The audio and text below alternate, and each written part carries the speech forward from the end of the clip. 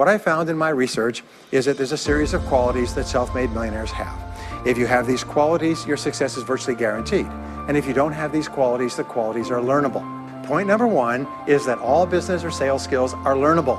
All financial skills are learnable. If you can drive a car, you can learn any skill. If you can drive a car, you can learn the skill. Now, number two is you're probably only one skill away from doubling your income right now. You're probably only one skill away from setting yourself on the road to becoming a self-made millionaire. That turns out to be the case for almost everyone.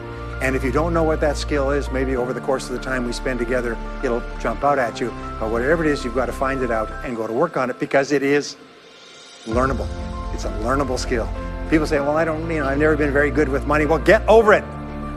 Fact of the matter is, you can learn what you need to learn to achieve anything that you want to achieve. So, the success secrets of self-made millionaires. Give yourself a score of 1 to 10, and if you are weak on one of these, it can be enough to hold you back. If you're strong on all of these, then there's no limit to what you can accomplish. The first is to dream big dreams. Dream big dreams. Practice what is called back from the future thinking and project forward. Develop a vision of yourself as happy, healthy, wealthy, thin. Practice what top people practice, which is what is called idealization. You project forward several years and you imagine that your life is perfect in every way. Imagine that you have no limitations. Imagine that you have all the time and all the money and all the friends and all the contacts and all the education, all the experience, and that you could be or have or do anything you want in life. If you could, what would it be? If your life were perfect in 5 years, what would it look like? How much would you be earning? How much would you be worth? What kind of a family life would you have? What kind of health would you have? What kind of car would you be driving? What would your life be like if you could wave a magic wand and make it perfect in every way? Now, what we have found is this is the starting point of great riches, and it's the starting point of great success in life, is for you to have a dream or a vision of a wonderful future. Here's an exercise that we give people in our audiences, is take a sheet of paper and make up what is called a dream list. Now imagine this is kind of like a kid's Christmas list, and that it just allows you to just run wild and just write down everything that you could think of that you could possibly want. I had a friend who I taught this to, and he got so excited about it, he bought a spiral notebook, and he began writing. And he'd go through the newspaper, and every single thing he saw in the newspaper that was nice, he wrote it down as goal. He ended up, first time through, with 330 goals. By the end of the month, he had 500 things that he wanted. The interesting thing was that his life exploded.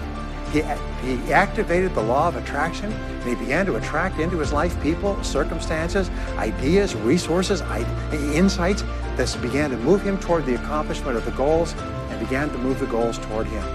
Number two is to do what you love to do. Whenever you find people who are really successful in life, they're people who do what they love to do. They love their work. The great rule for success in life is to find something that you love to do and then find a way to make a living doing it. Now, when you find what you love to do, it'll be something that gives you energy, it motivates you, it enthuses you. It's probably something that you were meant to do from the time you were born. And when you ask self-made millionaires, what sort of work do you do? They'll often say, I've never worked a day in my life. I just do what I like to do. I got fired, I went from job to job, and then I discovered that all people who are successful are excellent at what they do. You know the old question they asked Willie Sutton, the bank robber, why do you rob banks? He said, well, that's where the money is. Well, being in the top 10% is where the money is. So what you have to do is you have to pay any price and make any sacrifice to get into the top 10% in your field.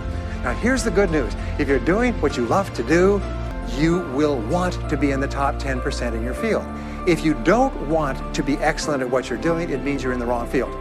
It just means that you're marking time, you're treading water. And there's a lot of people who are in their field and they do their job and they go home at night and don't think about their work and so on. And this kind of an attitude means that you have no future.